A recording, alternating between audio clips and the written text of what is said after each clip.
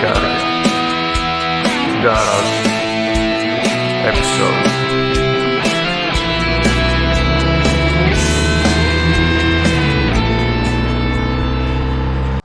Εδώ είμαστε. Πολλοί άνθρωποι έχουν την απορία να πάρω ένα κινέζικο ή να πάρω ένα ιαπωνέζικο. Θα προσπαθήσουμε να μπούμε μέσα σε αυτή την ερώτηση και να την απαντήσουμε μέσω δύο μοτοσυκλετών. Όχι για να κρίνουμε αν η μία είναι καλύτερη ή χειρότερη από την άλλη, αλλά για να μπούμε λίγο σε αυτή τη σκέψη. Η οποία σκέψη βασικά έχει δύο κριτήρια.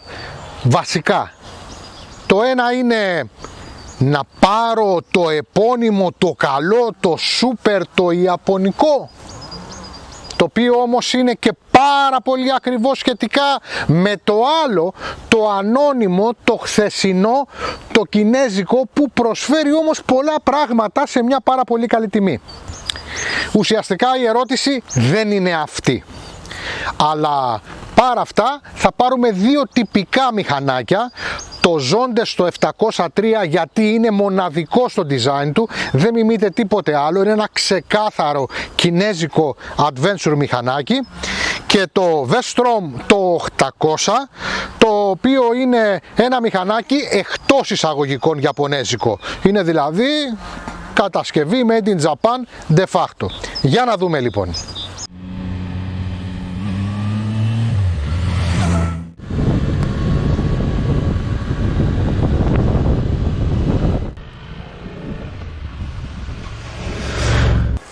Λοιπόν, τι έχουμε εδώ πέρα? Έχουμε το 703, το Adventure της Zondes. Είναι μια μοτοσυκλέτα η οποία είναι πολύ διαφορετική από ό,τι τη φαντάζεσαι όταν τη βλέπεις στη φωτογραφία. Πρώτα απ' όλα είναι πιο ευπαρουσίαστη από τις φωτογραφίες, και δεύτερον είναι πιο χωματερή από ό,τι τη φαντάζεσαι ακόμα και όταν τη βλέπεις ζωντανή.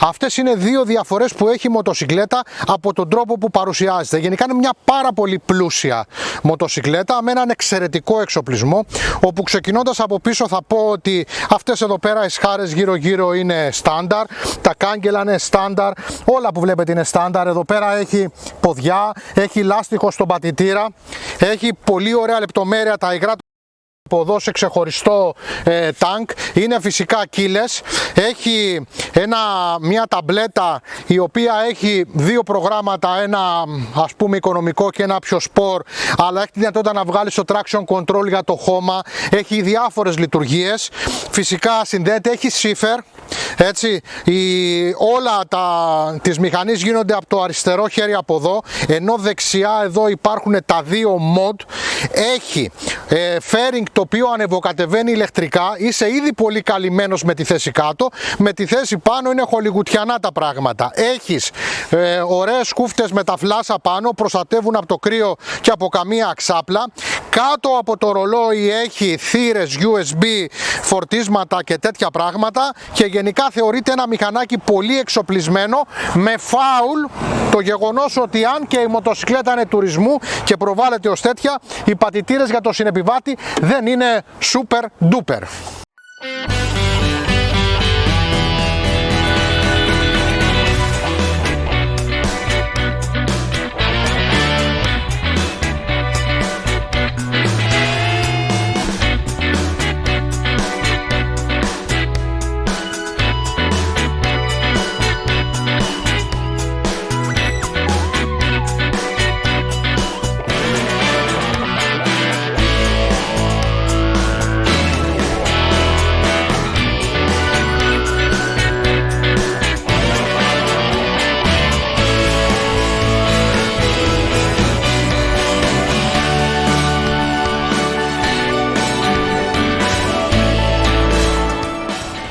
Μοτοσυκλετάκι το οποίο ξεκάθαρα θα μπορούσε να λέγεται DR και θα ήταν και πιο τίμιο, γιατί Vestrom ούτε στρώμα είναι ούτε V είναι. Θα μου πει στρώμα δεν ήταν και τα προηγούμενα, θα σου πω ναι, αλλά ήταν V. Εδώ δεν έχουμε V, έχουμε ένα N σειρά. Και DR θα μου πεις δεν είναι, γιατί δεν είναι μονοκύλινδρο. Θα σου πω όμως ότι αν δεν είναι αυτό DR, έχω μπερδευτεί 30 φορές στο βίντεο και το λέω συνέχεια DR. Και το DR Το βλέπω συνέχεια, δηλαδή ο Μπίγκουλας. Τέλος πάντων. Λοιπόν, εμπνευσμένο ξεκάθαρα από το Dier το Big, το οποίο έδωσε και Dakar στη Suzuki, το μοναδικό της Dakar. Ένα μηχανάκι το οποίο μας έρχεται στο παρόν από το παρελθόν. Φέρει και το όνομα V-Strom, χωρίς να είναι V, αλλά εν σειρά, και σας βεβαιώ ότι ο κινητήρας του είναι άξιος λόγου και άξιος της σκέψης να αγοράσουμε αυτήν τη μοτοσικλέτα. Ο εξοπλισμός της είναι ταπεινός, αλλά δεν είναι και ιδιαίτερα φτωχικός. Έχει το κάτι της παραπάνω. Ξεκινώντας από πίσω, θα πούμε ότι αυτή η μοτοσικλέτα έχει έτοιμη σχάρα με θέση για το top box, έχει ωραία χερούλια, έχει πατητήρες για τον επιβάτη και για τον συνεπιβάτη, οι οποίοι είναι ωραίοι, άνετοι, με λάστιχο, έχει σέλα η οποία χωράει πολύ ωραία 2 αναβάτες με πάρα πολύ καλό υλικό, και ανεβαίνοντας πάνω βλέπεις ένα γραφείο όπου έχει πάρα πολύ κάλυψη καλή ο ανεμοθώρακας, απλά για να τον μετακινήσουμε στις 3 θέσεις που μετακινείται χρειαζόμαστε κατσαβίδι. Δεν βλέπω τίποτα κακό σε αυτό. Λοιπόν, έχουμε ρυθμιζόμενη μανέτα και έχουμε και μία οθόνη TFT, η οποία είναι μικρούλα σχετικά, αλλά έχει 3 mod όσο αφορά τη λειτουργία του κινητήρα, άλλα 3 όσο αφορά το traction control και φυσικά και άλλα 2 για το ABS, ώστε να φεύγει το ABS από πίσω και να μπορεί το μηχανάκι να μπει στο χώμα. Δεν είναι κύλες, είναι κανονικά με κλειδάκι το μηχανάκι, έτσι, είναι άνετο, είναι ωραίο, κάθεσαι πάνω αρχοντικά, είσαι καλυμμένος, είσαι ωραίος, παίζεις και την καζιά σου, το μηχανάκι έχει τη δυνατότητα. Έχει στο πλάι το θυράκι του για να βάλεις τα USB σου και να συνδέσεις κάτι, εδώ στο πλάι είναι. Είναι ένα μηχανάκι γενικά το οποίο είναι ok. Τι θα ήθελα παραπάνω? Θα ήθελα, έστω και αν αυτή δεν είναι η έκδοση D, θα ήθελα σε όλες τις εκδόσεις, μια και όλα αυτά τα μηχανάκια πατάνε χώμα, μην γελιόμαστε, έχουν μια απόσταση, και η 19 Ρεζάντα δεν είναι και τόσο μικρή, πατάει στο χώμα. Θα ήθελα μια καλύτερη προστασία από κάτω και θα ήθελα και ένα κάλυμα μπροστά από το ψυγείο, αν όχι πλήρες, τουλάχιστον στα χαμηλά σημεία, έστω για τις ρόδες που πετάει η ίδια, για τα κομμάτια της, τα χαλικάκια και αυτά που πετάει η ίδια η ρόδα πάνω. Από εκεί και πέρα έχει κάτι καλυματάκια, όπως είναι αυτό εδώ, όπως είναι αυτό εδώ πέρα. Έχει ένα ωραίο πλαισιάκι εδώ πέρα, σκαλωτό σιδερένιο. Είναι μια άρτια κατασκευή, μια πολύ ωραία και καλοφτιαγμένη μοτοσικλέτα.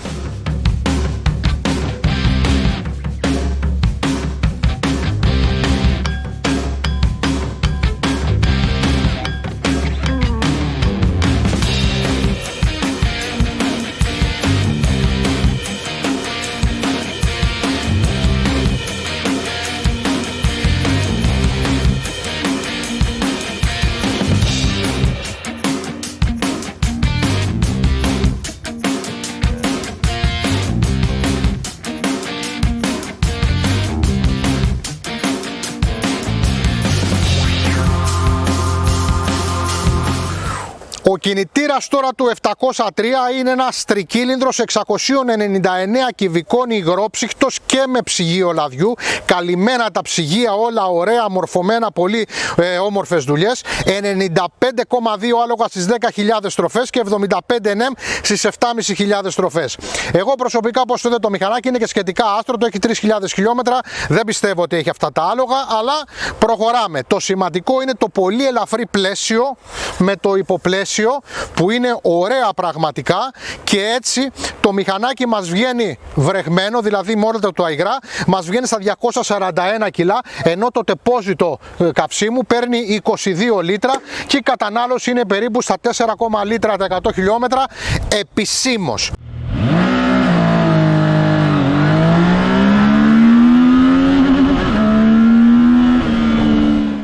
Το μηχανάκι έχει 19-17 ζάντες, έχει φρένα G1, εξαιρετικές αναρτήσεις Marzocchi και μπρος και πίσω, αλλά αυτό το αλλά που πάει στο γεγονός ότι το ABS του θεωρώ ότι δεν είναι και τόσο λειτουργικό, μια και μαγκώνει. Βέβαια, το μηχανάκι όσο αφορά τον εξοπλισμό τώρα με τα Bluetooth, κάμερα μπρος, πίσω, χαμός γίνεται. Είναι πολύ high-tech μηχανάκι και γενικότερα δεν θα απογοητεύσει κανέναν που θα το πάρει. Προφανέστατα δεν είναι μια μοτοσικλέτα για αρχάριους αναβάτες, είναι μια μοτοσικλέτα για έμπειρους αναβάτες και έχει το πλεονέκτημα ότι πέρα από μια μοτοσικλέτα τουρισμού μπορεί να γίνει μια μοτοσικλέτα πόλης, διότι το τιμόνι, όπως θα δείτε, κόβει πολύ και ταυτοχρόνως η θέση οδήγησης είναι τέτοια που πατάω άνετα και κυκλοφορώ άνετα με τα δύο πόδια.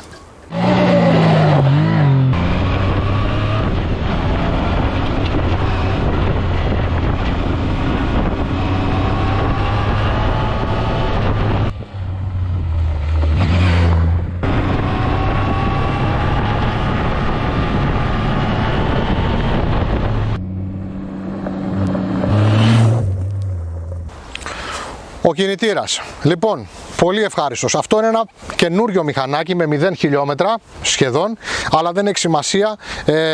Έχουμε οδηγήσει για πάρα πολύ καιρό το TT, το 8 που είχε ακριβώς τον ίδιο κινητήρα, που είχε πολλά χιλιόμετρα και έτσι του έχουμε παίξει ανελαίητα. Λοιπόν, 776 κυβικά αδικύλινδρο, 2 κεντροφόροι επικεφαλής, υδρόψυχτο, με 84 άλογα στις 8.500 στροφές και 78 NM στις 6.800 στροφές. Πολύ ωραίο μηχανάκι, πολύ ωραίο μοτέρ, πολύ ευχάριστο μοτέρ και με τις βοήθειες που μας δίνει το ρολόι μπορείς να κάνεις και τα παιχνίδια σου όπου αυτά χρειαστούν. Λοιπόν, ένας κινητήρας όπου έχει τη δύναμη για να σε κινήσεις στην εθνική οδό, να κάνεις το γύρο του κόσμου, για να πας σε μεγαλύτερους δρόμους με μεγαλύτερα όρια ταχύτητας από αυτά που έχουμε στην Ελλάδα και να κινηθείς άνετα πάλι με 2 άτομα και να έχεις και ρεπρίζ. Ένας κινητήρας ο οποίος μπορεί να τραβήξει για να σε πάει και στο κομμάτινο μονοπατάκι που θα συναντήσεις, δεν θα κολλώσει το μηχανάκι, και ένας κινητήρας ο οποίος είναι αρκετά ελαστικός για να κυκλοφορήσεις μέσα στην πόλη.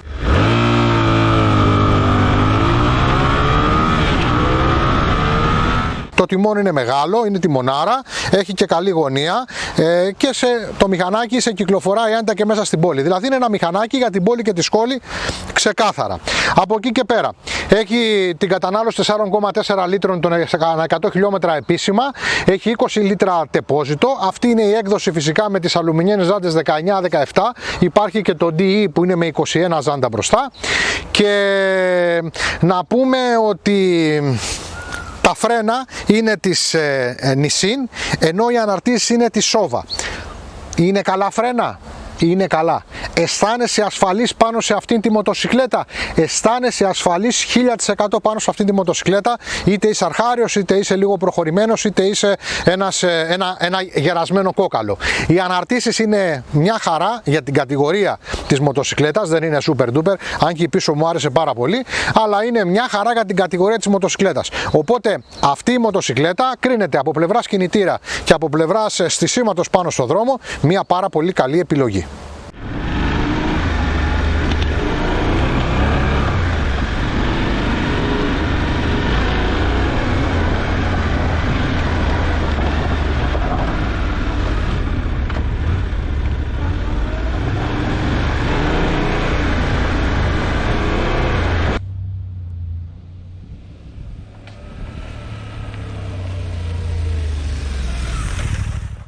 Το ερώτημα τελικά, όπως καταλαβαίνετε, δεν είναι και τόσο απλό.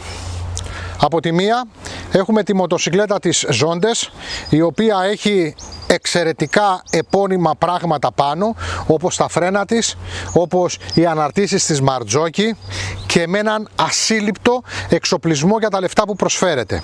Δηλαδή από κάμερες μπρος πίσω, θερμαινόμενες σέλες, ηλεκτρικά ανεβοκατεβαίνουν οι ζελατίνες, θερμαινόμενα γκριπ, προγράμματα της Παναγιάς στα μάτια, κάγκελα γύρω γύρω, ό,τι μπορεί να φανταστεί κανείς, και σε μια κατασκευή η οποία είναι αξιοπρόσεκτη και πάρα πολύ καλή. Έτσι, με την ανοξίδωτη την εξάτμιση, με τη γερή την κατασκευή, με το ελαφρό το πλαίσιο, το αλουμινένιο το πλαίσιο και με το τρέιλ πίσω το ριδάκι. Όμως, από την άλλη πλευρά έχουμε μια μοτοσικλέτα που δεν έχει ούτε κάμερες, ακόμα και το ρολογάκι της είναι φτωχό, που αν θέλεις να μετακινήσεις τη ζελατίνα πρέπει να τη βιδώνεις και να την ξεβιδώνεις, με το κατσαβιδάκι να την πηγαίνεις πάνω κάτω, με μια εξάτμιση που μοιάζει με μπαζούκας, και γενικότερα μια μοτοσικλέτα η οποία προσφέρει σαν εξοπλισμός λίγα. Επίσης με Nissin φρένα και Sova αναρτήσεις. Όμως έχει μια άρτια κατασκευή, ένα βαρύ όνομα και είναι αυτό που λέει ο ευρύς λαός, Ιαπωνέζικη. Λοιπόν, αυτά θα είναι τα δύο κριτήρια που θα μας κάνουν να αποφασίσουμε τη μία ή την άλλη. Ναι, και αυτά, αλλά και πολλά ακόμα. Θα πάρουμε τα δύο μηχανάκια και θα το τοποθετήσουμε δεξιά και αριστερά.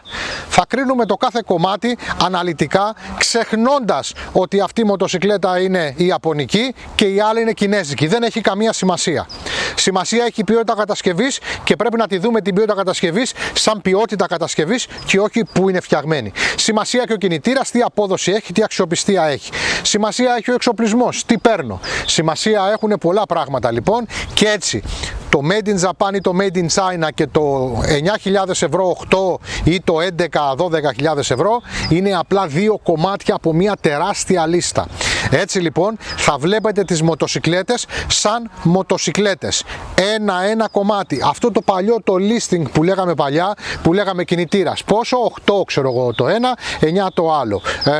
Φρένα. 10 το ένα, 9 το άλλο. Χωμάτινες επιδόσεις.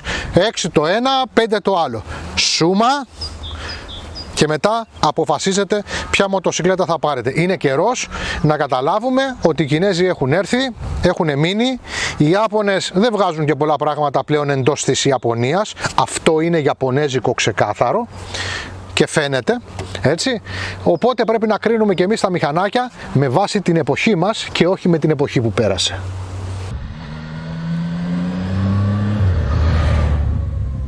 Ήταν η Γεωργία και ο Ιωάννης για τα κόκκινα φεγγάρια Motorcycle Rock Show στα ελληνικά.